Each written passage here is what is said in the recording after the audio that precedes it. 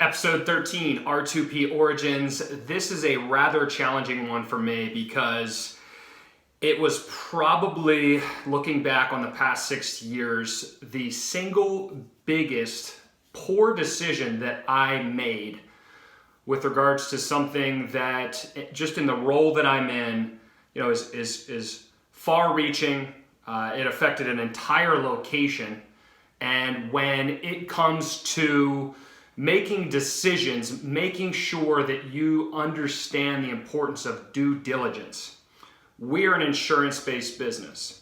Insurance contracting and setting those contracts up with each of the respective payers, Care First, United, Aetna, etc., is part of the job.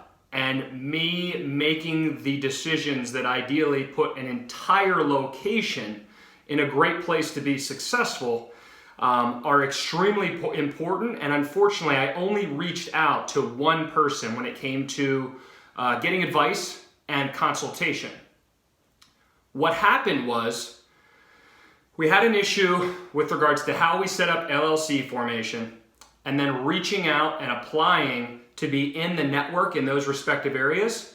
It was a highly populated area. We actually got closed out of the network by two different insurances, two of our biggest payers when it came to people walking through the doors. And we're a little bit stuck, kind of freaking out, trying to figure out what to do. Through one reason or the other, we actually did not get paid at that location for the first 3 months. It was extremely stressful. And unfortunately, I had to make a decision to let somebody go that had just joined our team. So single biggest mess up that I've ever had. A lot of people don't really know about that, but I've learned a lot from that situation. I think being able to reach out now when it comes to big decisions to so many different people for advice, it has been just so essential to us moving forward from that moment. Which was in October 1st, right, of 2017. But being able to take from that just the importance of due diligence, the importance of a big network, the importance of touching, into so many different people's experiences was the biggest thing that I learned. And, that location, it was a debacle for about 3 months. We got into the new year, and I'll be honest, there were some weeks where I probably slept maybe around 30 hours. It was just extremely challenging. The financial, the financial issues obviously being a big piece, not being able to actually accept finances there as a result of the way that we had done LLC and the insurance contracting process. But then, being able to fix it was obviously important. Getting money in so that you can account for the ongoing expenses that are just racking up.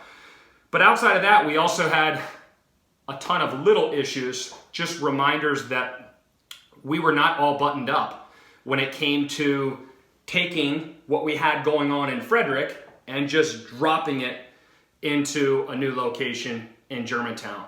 So some of the systems and processes, right, framework and model that I mentioned in previous episodes, just being things where you go into situations and you know that you are going to grow, and it's a matter of how quick you can admit that you're failing.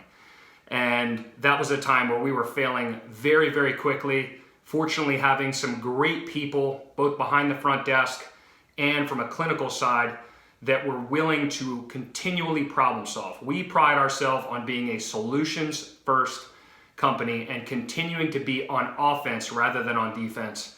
And extremely grateful for the people that just kind of locked arms with me through some of those challenging moments there, and have made R2P2 such a success to this point. But hopefully you picked up a little bit of value from that. Obviously just the overwhelming theme, doing your due diligence, making sure that you're reaching out to a wide variety of different touch points, digging into the experiences of others. But stay tuned. I promise all of the other episodes from here on out will be a lot more positive. If that was our big dip, There's a lot of positive moments and upward trajectory from there. So stay tuned to episode 14 of R2P Origins.